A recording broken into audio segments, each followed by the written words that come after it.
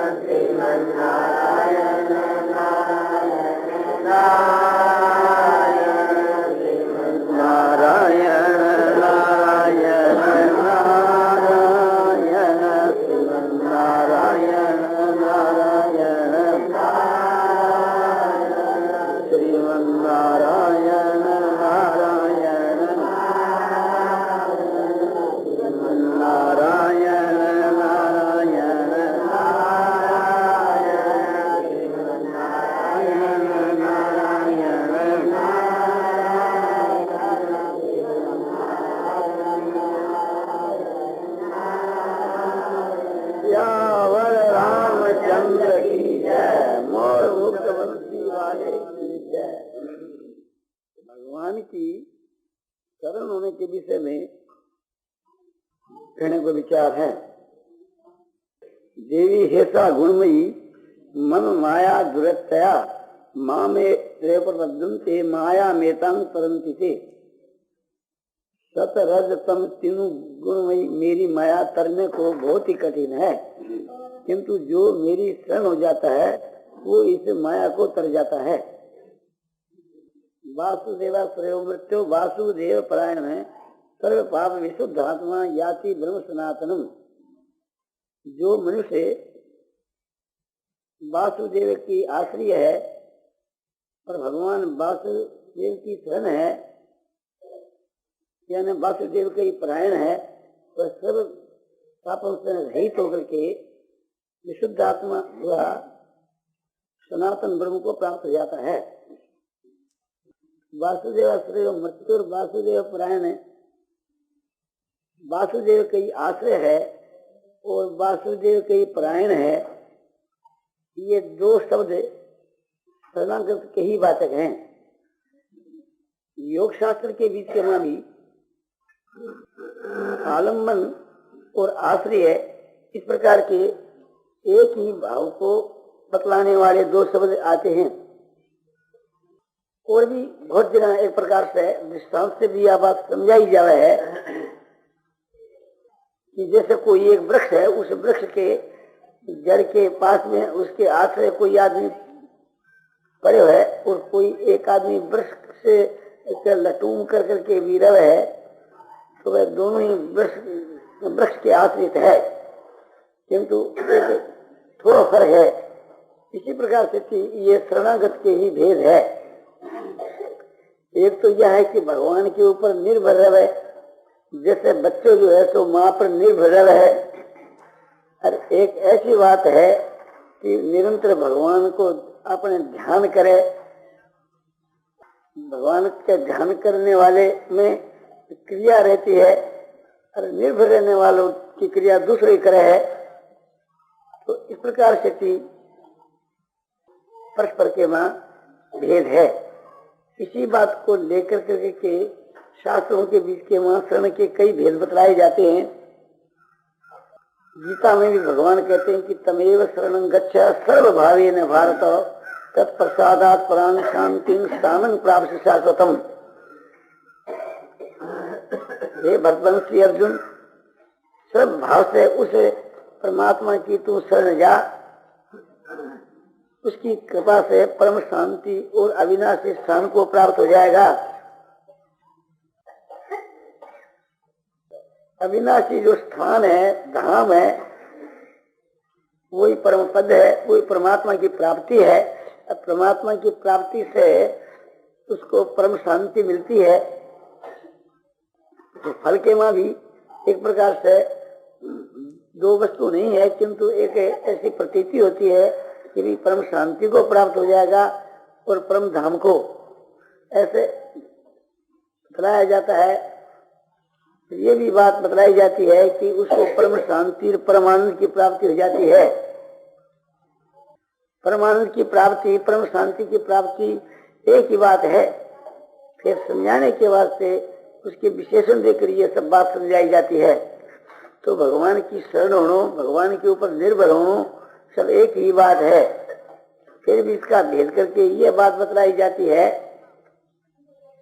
कि भगवान पर निर्भर होना यो है कि अपने आप को भगवान के चरणों में समर्पण कर देनो। फल के विषय के बीच में जो भी कुछ भगवान करे उसके में आनंद मानो। बच्चों जिस प्रकार से थी माँ की शरण है, माँ इच्छा हो तो ही करें। ज्ञान के कारण से, न समझने के कारण से माँ की क्रिया के ऊपर भीतर में निर्भर रहता हुआ भी बच्चों तो बहुत दफा रो भी देवे है। तो अपने भी कभी अज्ञान के कारण से दुख प्रतीत होने लग जावे तो कोई दोष की बात नहीं है, किंतु बच्चों है वो भी भीतर से यह बात समझ है, मैंने कोई पालन करने वाला है, वो मेरे हेतु है, और वो माँ को ही समझ है, उसके लिए तो माँ ही भगवान है। इस प्रकार से थी हम लोगों को भगवान के ऊपर एकदम निर्भर होना चाहिए। भगवान के ऊपर भीतर में दृढ़ विश्वास रखना चाहिए कि भगवान से हमारा कभी अनिष्ट तो हो ही नहीं सकता। भगवान की सामर्थ्य नहीं है कि हमारा अनिष्ट कर सके। सब प्रकार से हमारा परम हित है, चाहे हम समझें चाहे न समझें, हमारे हित के में कोई शंका की बात नहीं है। हमारे द्वारा जो कुछ कर्म हुए वो भगवान के हुक्म की माफक के होने चाहिए, चाहे हम उसमें कर्ता होकर के करें, चाहे भगवान ही हमारे द्वारा करवावें। हम कर्ता होकर के करें, उसका नाम है भगवत अर्थ कर्म, और भगवान हमारे से करवा रहे हैं, यह है भगवत अर्पण कर्म। हम अपने आप को और अपनी सारी क्रिया को भगवान के समर्पण कर दें। जैसे कठपुतली है और सूत्रधार उसको नचाता है, तो कठपुतली की सारी क्रिया सूत्रधार के ऊपर भी निर्भर करे है। कठपुतली की सारी क्रिया जो है सो सूत्रधार ही करता है, और उसका हार जीत का जो मामला है वो भी सूत्रधार पर ही निर्भर करे है। इसी प्रकार से थी हमारी सारी क्रिया भी भगवान के समर्पण, और हमारा शरीर भी कठपुतली के मां चेतनता न होने के कारण से उसके लिए ये नहीं कहा जाता कि तू मन भी और बुद्धि भी मुझ में लगा दे। अर्जुन के लिए तो भगवान ये बात भी कहते हैं कि चेतसा सर्व कर्माणि मयि सन्न्यस्य मत्परः बुद्धि योग उपासित है मच्चित सततं भव। चेतसा सर्व कर्माणि, सारे कर्मों को तू चित्त से मेरे में समर्पण कर दे, और तू अपने आप को भी मेरे समर्पण कर दे, यानी तू भी मेरी शरण आ जा, और बुद्धि को भी मेरे में लगा दे, और मन से भी तू मेरे चिंतन कर। इससे यह बात समझनी चाहिए कि सर्व कर्मों को भगवान में समर्पण करना यह है कि हमारी सारी जो चेष्टा, सारे हमारे द्वारा होने वाले कर्म जो है सो भगवान के ही अर्पण, यानी उनको फल जो है मैं जानूं,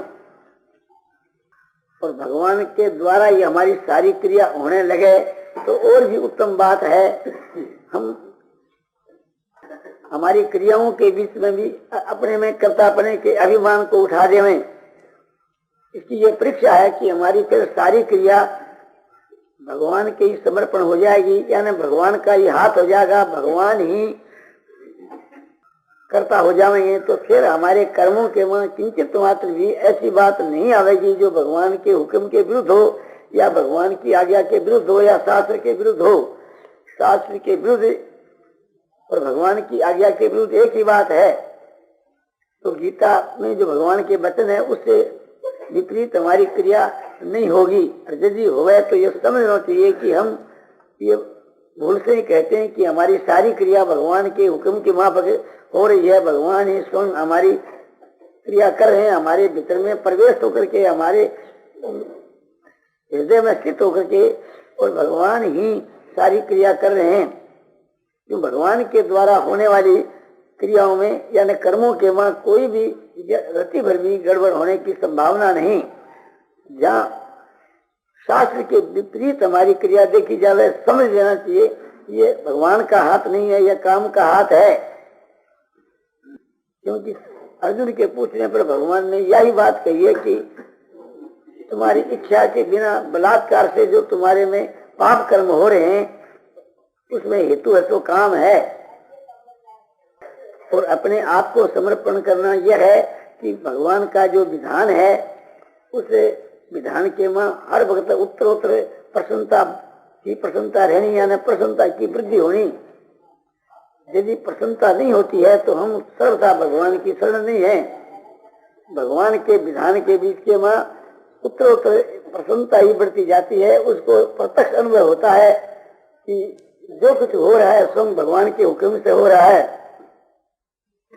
और बुद्धि को भगवान में लगाना यह है कि भगवान निश्चय है, इसमें कोई शंका की बात नहीं है। और बुद्धि को भगवान में समर्पण कर करके के और बुद्धि के समझ के अनुसार ही उसे का मनन होना, ये मन को भगवान में लगाना है। इसलिए हम लोगों को मन और बुद्धि भी भगवान में लगानी चाहिए और हमारी सारी क्रिया भगवान कर रहे हैं ऐसा निश्चय कर करके और देखते रहना चाहिए कि कहीं काम का तो हाथ न है। और भगवान पर ऐसा निर्भर हो जाए कि हम इस बात की परवाह नहीं करें कि जो भी कुछ अनिच्छा से या परीक्षा से सुख या दुख, लाभ या हानि आकर के प्राप्त हुए तो प्रत्येक भगवान के विधान के बीच के वहां उत्तरोत्तर प्रसन्नता बढ़ती रहनी चाहिए। बच्चे को ज्ञान नहीं है और हम लोगों को थोड़ा ज्ञान है या ज्ञान का अभिमान है, इससे यह हमारे लिए विशेष बात है कि कोई भी भगवान की क्रिया में, भगवान के कर्म के बीच के वहां न भूल हो सकती है और न उसके वहां हमारा नुकसान ही हो सकता है। तो इस बात को हर वक्त देख करके प्रसन्न होना चाहिए कि हमारे द्वारा होने वाली सब जो क्रिया है वो संसार का हित करने वाली ही होनी चाहिए। उसमें हमारा तो हित है ही, किंतु साथ साथ के वहां संसार का भी उसमें हित है, क्योंकि भगवान का हाथ है। भगवान के द्वारा होने वाली क्रिया में सब प्रकार से थी मेरा और संसार का हित है, इस लोक में और परलोक में। और वही परम धर्म है और वही उत्तम से उत्तम कर्म है। भगवान के ऊपर निर्भर हो जाता है तो उसके भीतर में केवल प्रसन्नता ही नहीं, बड़ी भारी शांति रहती है। और उसमें जितने जो दुर्गुण और दुराचार है वे समाप्त हो जाते हैं। उसमें परम शांति और परमानंद की प्राप्ति हर वक्त रहती है। और उसमें उत्तम गुण अपने आप ही आ जाते हैं। आचरणों की तो बात ही क्या है, उसमें क्षमा, दया, शांति, समता, संतोष, सरलता आदि गुण उसके हृदय में ही नहीं, मन, बुद्धि और इंद्रियों में रोम रोम के में व्यापक हो जाते हैं। जैसे धूप में बैठने वाले के भीतर में अग्नि प्रवेश कर जाती है, माने धूप की गर्मी प्रवेश कर जाती है, इसी प्रकार से थी भगवान की छत्र छाया में रहने से भगवान के सारे गुण उसमें प्रवेश कर जाते हैं। फिर अवगुण के लिए कहीं गुंजाइश नहीं रहती। उसमें धीरता, वीरता, गंभीरता आदि भाव भी हृदय में प्रकट हो जाते हैं। और निर्भय तो एक प्रकार से साक्षात मूर्तिमान होकर उसमें रहता है। जब भगवान को अपने आप को सौंप देता है तो है कि तो गंध भी नहीं रहती, वो तो एकदम भगवान के ऊपर निर्भर रहता है। जब मनुष्य किसी महात्मा की भी शरण हो जाता है तो उसमें कोई प्रकार की संभावना शंका की नहीं रहती। इसी बात को लेकर के ही समझो कि यह बात कही है कि तद्विधि प्रणिपातेन परिप्रश्नेन सेवया उपदेक्षन्ति ते ज्ञानं ज्ञानिनः तत्दर्शिनः। तत् माने उस ज्ञान को तू जान, किस प्रकार से थी उनको साष्टांग नमस्कार करके के और उनके साथ में वार्तालाप करके उनकी सेवा करके।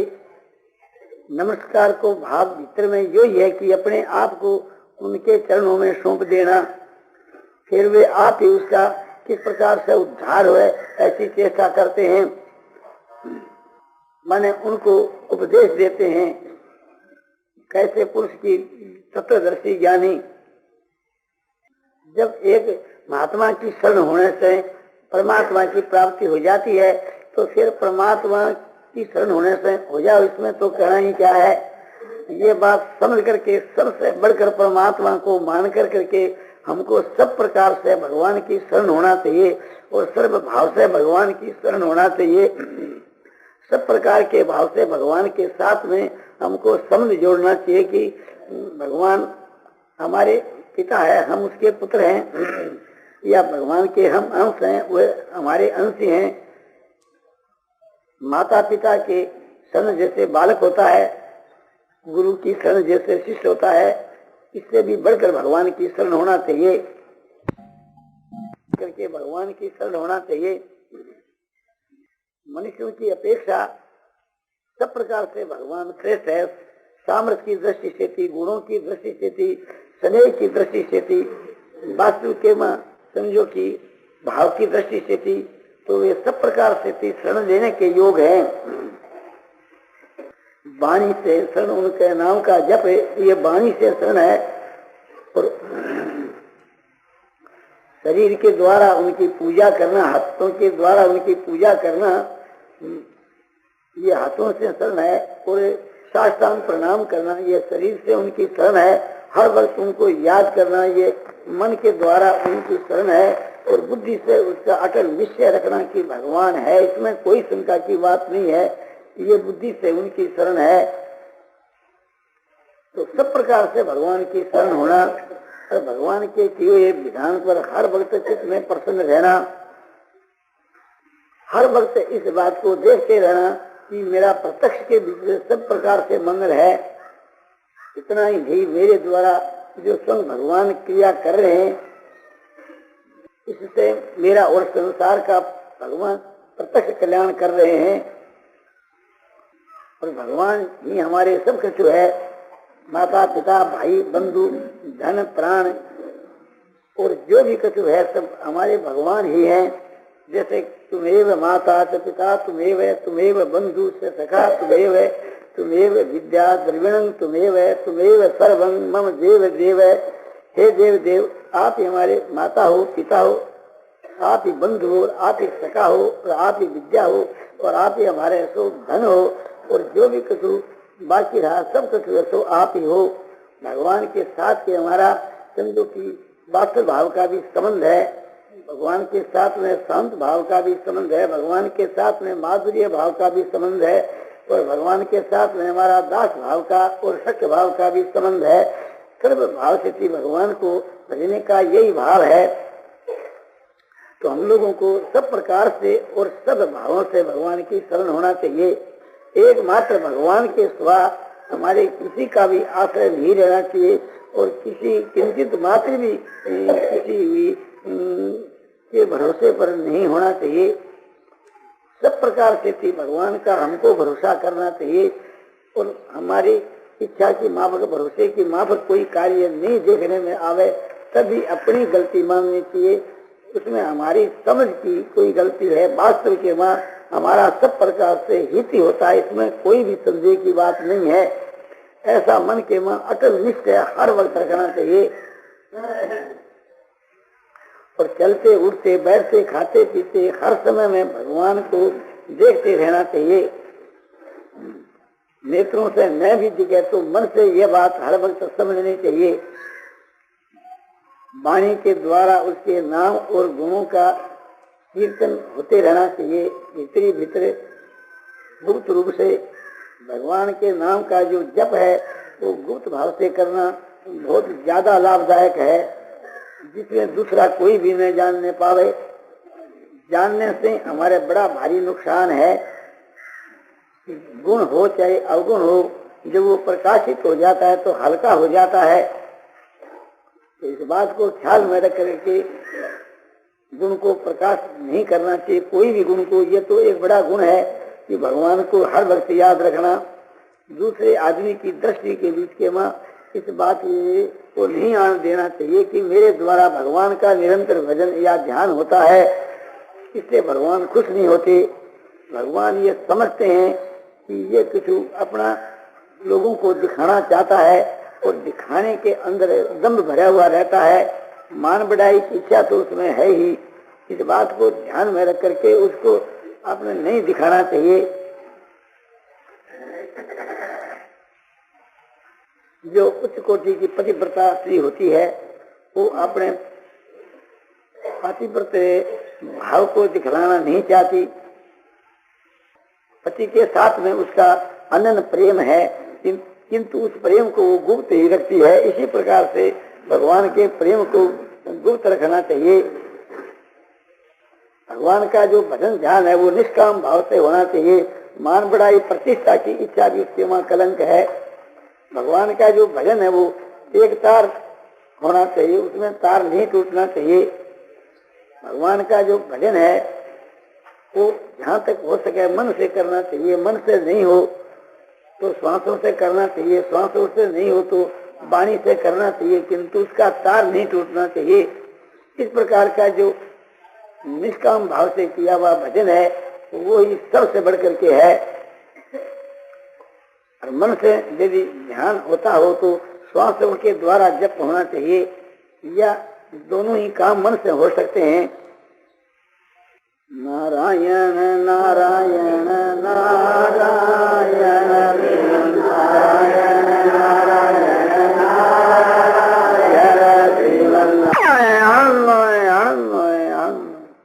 पूर्णानंद पूर्णानंद पूर्णानंद अपारानंद अपारानंद शांतानंद शांतानंद घनानंद अचलानंद ध्रुवानंद नित्यानंद बोधस्वरूपानंद ज्ञानस्वरूपानंद परमानंद आनंद अत्यंतानंद अचिंतानंद आनंदियानंद आनंदियानंद शांति शांति शांति।